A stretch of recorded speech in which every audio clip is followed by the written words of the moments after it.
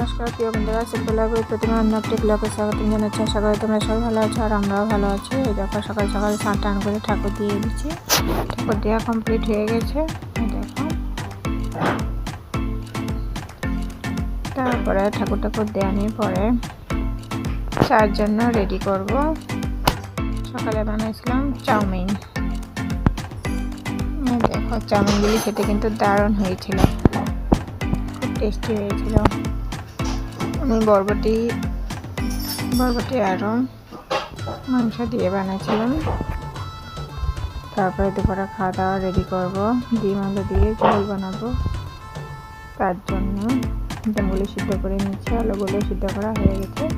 তারপরে দেখো সবজিগুলি হয়ে গেছে। সবজিগুলি ফুটে গেছে, তারপরে রেডি হয়ে গেছে ডিমের ঝোল। খেতে কিন্তু দারুণ হয়েছিল। লাস্টে ধনেপাতা দিয়ে দিচ্ছি, তারপরে নামাই নিচ্ছি।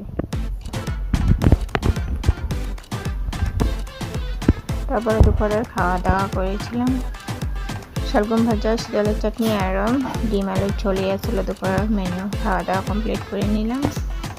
তারপরে খাওয়া দাওয়া কমপ্লিট করে সবজি কিন্তু দারুণ হয়েছিল, ডিম সবজিটা। খাওয়া দাওয়ার পরে দেখো স্কুলে যাচ্ছি। স্কুলে যাচ্ছিলাম, ওনার এক্সাম ছিল, ফার্স্ট এক্সাম।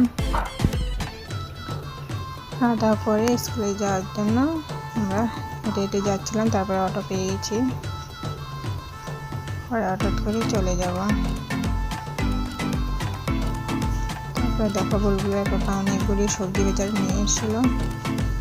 বরবটি, কুমড়, উস্তা, টমেটো, উচ্ছে সব বাজার করে নিয়ে এসেছিলাম। এই দেখো অনেকগুলি সবজি নিয়ে এসেছিলাম। তারপরে রেশনও উঠাই হয়েছিল। এই দেখো অনেকগুলি বাজার করে নিয়েছি।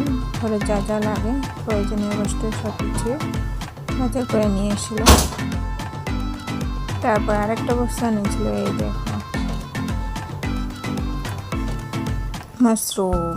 আমার তো ফেভারিট, কার কার ফেভারিট কমেন্ট করে জানাও। তারপরে দেখো রাতে বানাচ্ছিলাম সয়াবিন আলু তরকারি আর বেগুন ভাজি। ছিল রাতের খাওয়া দাওয়া।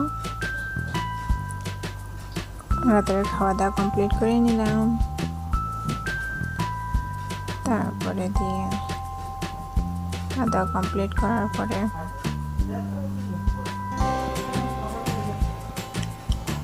ভিডিওটি ভালো লাগলে লাইক কমেন্ট আর শেয়ার করে দিয়ে আজকের জন্য টাটা।